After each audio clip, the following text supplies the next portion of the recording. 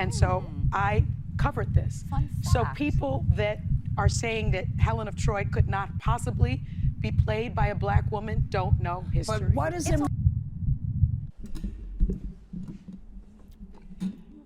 Wanna bet? Bro, I swear that's mug face. I'm gonna be ultra focused on this video. She said, people who think that Helen of Troy couldn't have been black don't know history. What is she basing that on? Racism. If you are a student of history, you know that scholars have debated for decades the extent to which Greek mythology and civilization were influenced by ancient Egypt and North Africa. This idea was also explored in a book called Black Athena. I think people should read it. You didn't read it, did you? Oh, I read it all right. Bro, physical copies. What is this, the 19th century?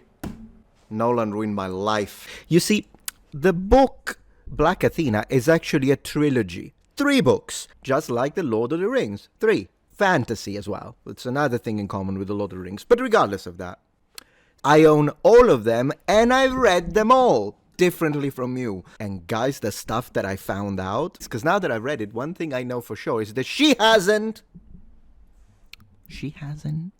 Malaka. Don't know history. But what is Oh, they don't know is the book. The book, Black Athena, Volume 1, 2, and 3, were written by a British scholar, Professor Emeritus at Cornell University, Martin Bernal. And it is a book that talks indeed about the origins of ancient Greek civilization, myths, culture, trying to present the alternative idea that a lot of what the Greeks have done are heavily indebted to Afro-Asiatic, meaning ancient Egypt and the Near East. So Mesopotamia, Phoenicians, Afrocentric, forget about that part, but whatever. Of course you could argue, well, but if a big shot Professor Emeritus says it, right, but he was a professor of what? Classicist, ancient Egyptian culture, ancient Greek history, ancient Greek language, no, Chinese history. So already the guy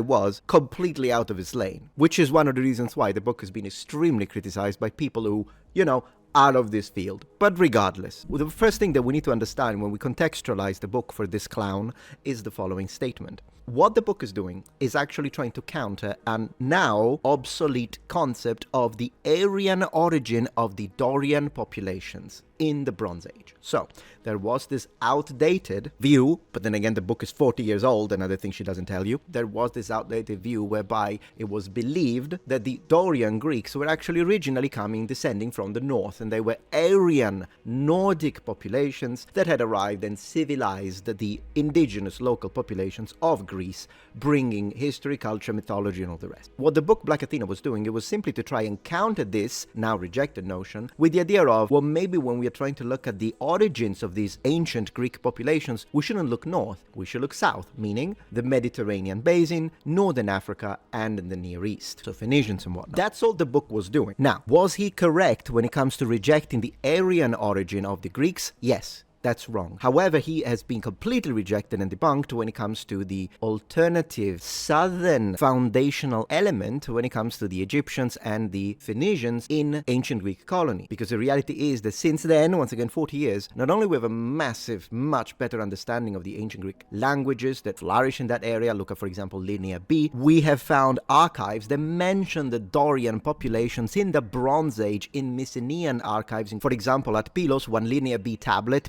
PYFN 867, contains the form Doriewe, which is interpreted as the dative singular of a personal ethnic name in relationship to a Linear B database, which gives the tablet reading on line 6 within a barely Russian context. And on top of that, we've got genomic and genetic evidence through DNA study that demonstrate now that these ancient Greek populations were autochthonous. They didn't come from anywhere. They were from there all the way down, not to the Bronze Age, but to the Neolithic period. So, who would have guessed the Greeks were actually Greek? Thank you. Thing is though, what's really hilarious about this entire situation is she's telling you, well, you should read the book Black Athena as a way to course correct your thought process when it comes to whether or not Helen of Troy could have in fact been black. Helen of Troy being originally Helen of Sparta, of course, so she was Greek, but she could have totally been black because Black Athena, right? Wrong! I want to have a heart attack by the end of this video. I'm on a quote from the book now. What does the author of the book Black Athena think when it comes to the Egyptians? Were they black or were they not? Because, I mean, if he doesn't say they were black, then you can't use the book Black Athena to demonstrate that originally the Greeks were black and they're indebted to black people if the author thinks the Egyptians weren't black, am I right? On volume 1 of Black Athena, page 67, he tells us, the actual African nature of Egyptian civilization, however, is not relevant to our present discussion, which is concerned with the ambiguities in the perceived racial positions of the Egyptians. Furthermore, on page 261, he says, open quotes, to what race, then, did the ancient Egyptians belong? Question. I am very dubious of the utility of the concept race in general because it is romantic linguistics. It's impossible to achieve any anatomical precision on the subject. So in other words, already he's telling us it doesn't matter. It does not matter what race they were. So this isn't like a racial fixated or an Afrocentric book. First thing that we need to say. Then he continues though, and he gives us his first opinion. Check this out because... Check this out. Nevertheless, he says, I am convinced that, at least for the last 7,000 years, the population of Egypt has contained African, Southwest Asian, and Mediterranean types. It is also clear that the further south, or up the Nile, one goes, the blacker and more negroid the population becomes. So, do you remember when I clashed with the Afrocentrics on I don't know how many videos I made? Their position was the ancient Egyptians are black. Very easy, impossible to strawman, in fact. My position was ancient, which is the position of academia, currently in Egyptology, is that the ancient Egyptians were a multi-ethnic civilization comprising of black people, people of Semitic and Near Eastern descent, and some white, meaning of the Mediterranean type. Well, guess what? He thinks that too! So he agrees with me, not the Afrocentrist, with that means. Therefore, if first and foremost he doesn't care about their race, but when he's pushed for it, he says, I don't know, a little bit of everything, and he's not pushing for a black race for the ancient Egyptians, then why on green planet Earth, including Mount Olympus, did he choose to call the book Black Athena? This is where this video is going to explode, and you're not going to click anywhere, because I read all 3 books. I deserve a high average watch time for this one. Don't you dare leave now. You've seen nothing. Reading from volume 3, Black Athena writes back, where Bernal himself addresses a lot of the criticism that he rightfully received. Here is what he says when it comes to the title. Open quotes, I should have preferred this series of works to have been called African Athena, because for Europeans and Euro-Americans, the word black conjures up a stereotype that is not appropriate for Egyptians.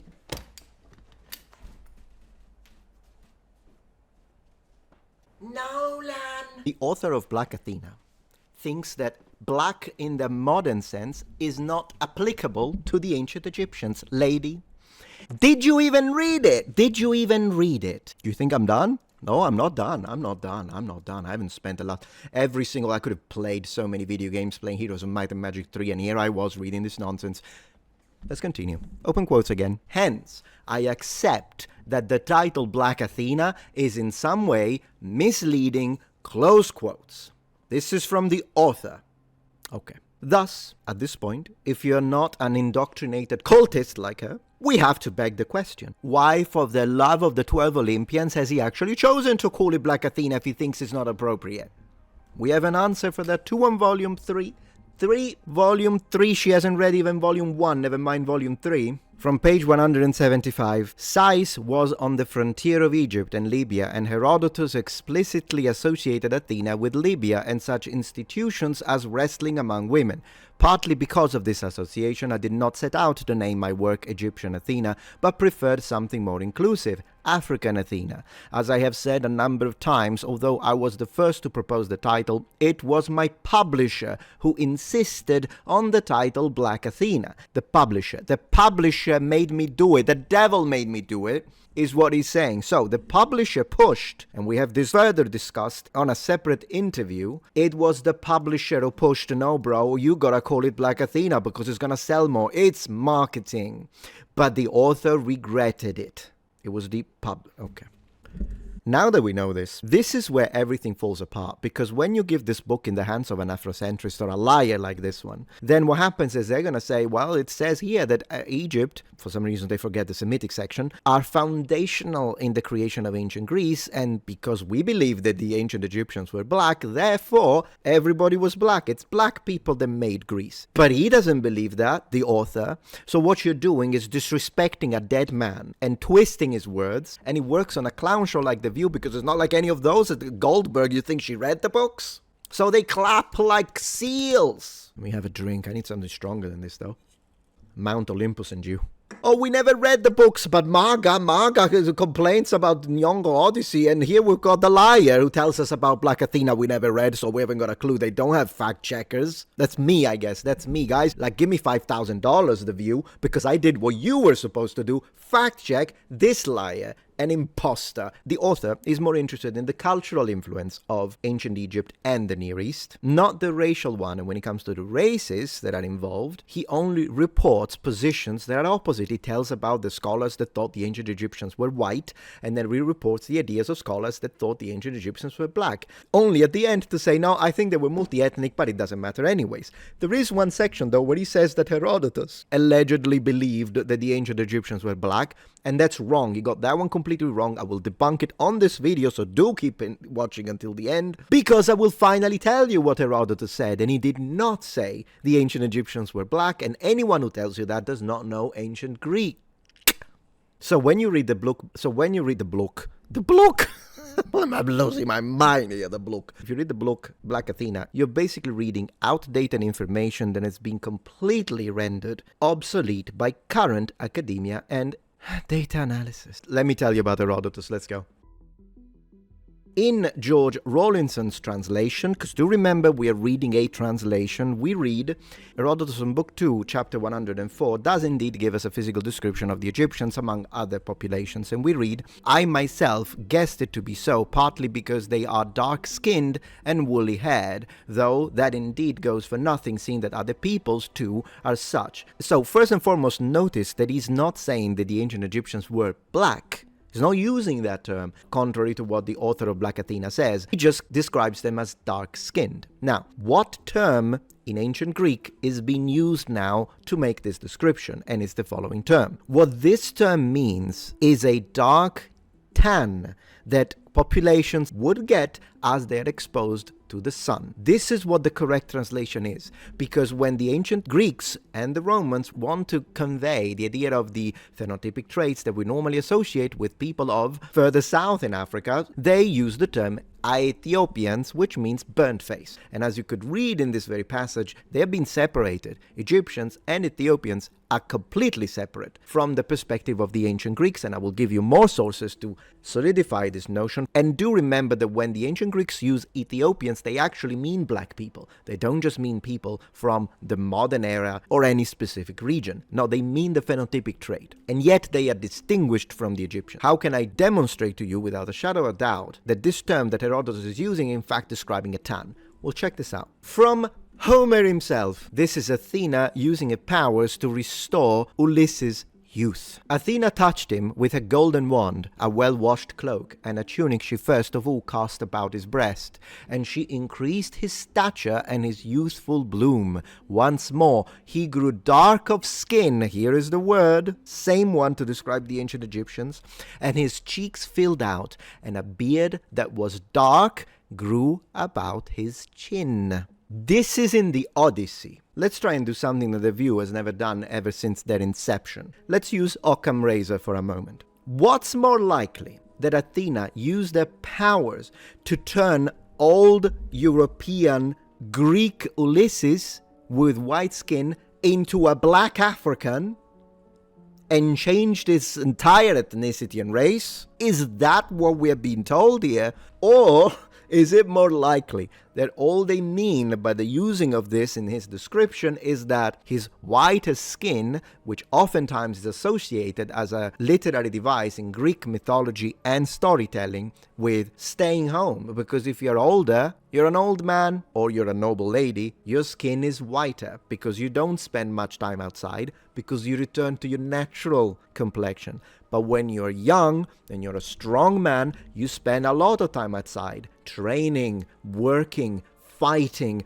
traveling, and thereby your skin is gonna be naturally tanned. So what she's doing is that she's using her power to restore a natural tan in combination with his youth. Just like his beard is now black rather than being white. This is categorical. The term is clearly in this passage being used by the ancient Greeks, Homer specifically, Homer, to describe a dark tan because you spend time outside. That's what it means, in combination with youth. Thereby, that's the color that they mean when they talk about the ancient Egyptians. And in fact, it wasn't even that dark.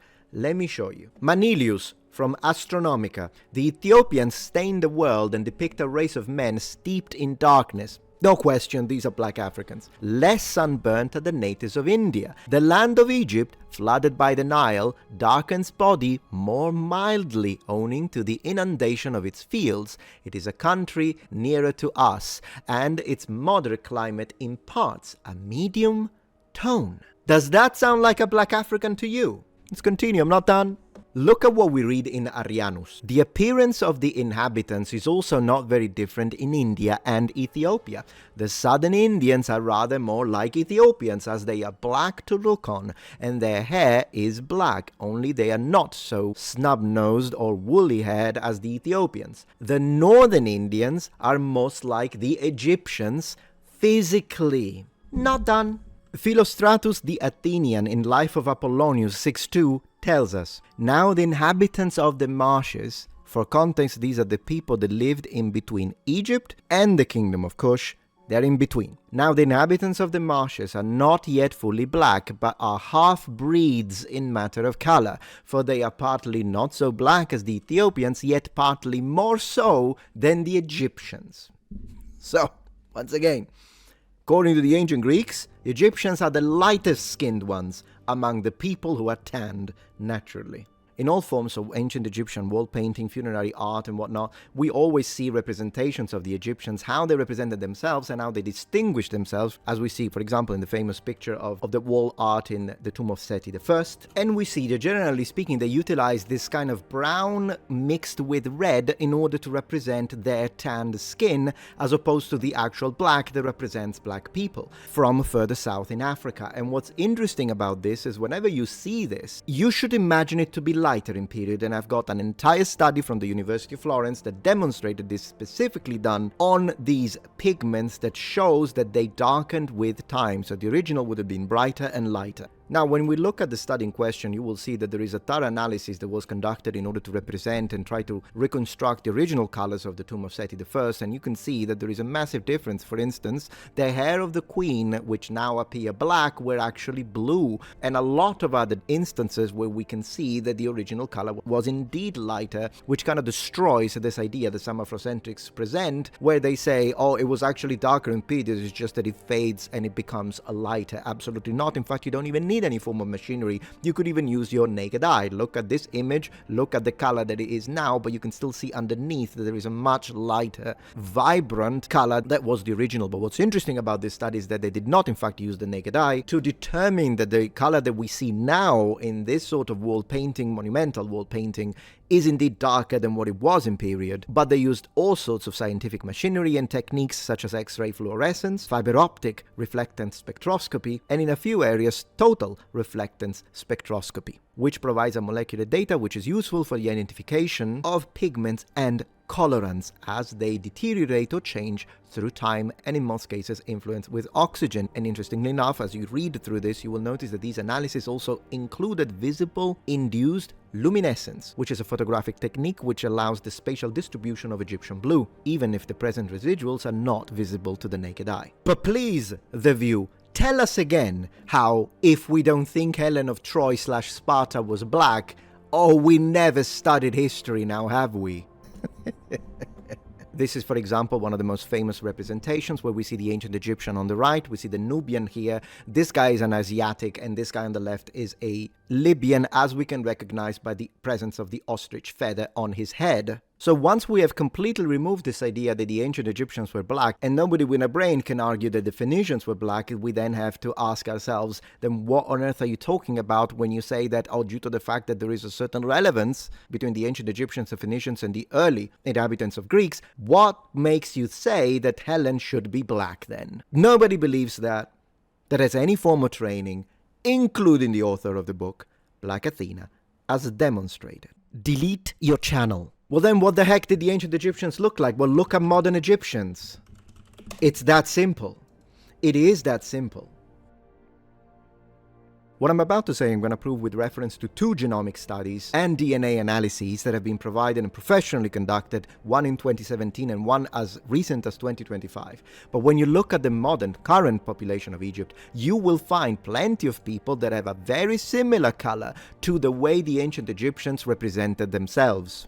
What this means is that regardless of the Arab conquest, regardless of all the different dominations that this specific area, which is a conduit of civilization, had to go through, there still is unquestionable genetic continuity between the current Egyptian population and their ancestors. This idea that Afrocentrists try to push, whereby the current Egyptian population has no roots, no connection at a genomic level with their ancestors, is absolute complete fantasy, and there is no reason to believe that the ancient Egyptians were all black but have been either displaced and replaced in their entirety, because also that's very rare to happen within any given population cluster in history. Obviously, I'm not trying to argue that modern Egyptians are genetically 100% unchanged since the pyramids, but the continuity is there and there is no question about it. So, let's prove it. The first and most important ancient DNA study is the 2017 Sherman paper on mummies from the Abusir el-Melek in Middle Egypt. Now,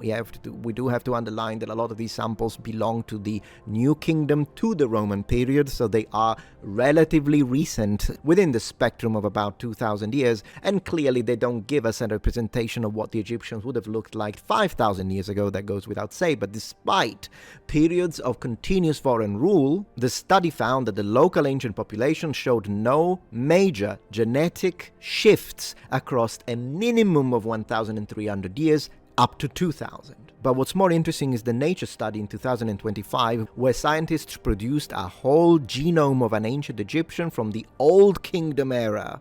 Old Kingdom, a male from Nuwariat, roughly from 2875 to 2570 BC. That's 5,000 years ago. And we're talking about a potter, so someone who was producing ceremonial pottery that was extremely important, so a man of status within this community, not a foreigner. What we saw, and I have a dedicated video, is that this individual's genome was mapped with North African Neolithic ancestry, North African, North, plus an extra 20% related to the Fertile Crescent Near Eastern region, with zero connection to the hinterland and Black Africa, which means not only that the ancient Egyptians already 5,000 years ago were not black, there would have been a percentage of black people, particularly when it comes to Upper Egypt. Do remember that the maps in ancient Egypt are upside down, so Upper Egypt is further south from our point of view, whereas Lower Egypt is the area of the Delta, which is closer to the Mediterranean shores. For clarity, it tells us during the most powerful dynasties, and even the ancient ones, this was a conduit for civilization, culture, trade, and commerce. Ancient Egypt was already connected genetically, as well as culturally, to all neighboring regions, including the Mediterranean ones, including Asia Minor, and it was absolutely not this monolith of Black African ethnogenesis that, for whatever reason, ideologues like this want to believe. Yes, ancient Egypt and the Near East with the Phoenicians were influential in the early stages of Greek civilization, but they were not foundational. He got that wrong, and we know that now 100%. Where is she, you clown? Go read Black Athena then, and change your mind. Efcharisto. If you appreciate my content so far and wish to help ensure my ability to continue to tell it how it is, regardless of any possible backlash, please support this channel on Patreon. Any support helps me and my team of academics keep the channel strong and gives us the means to fight back against the political rewriting of history. Defend the truth.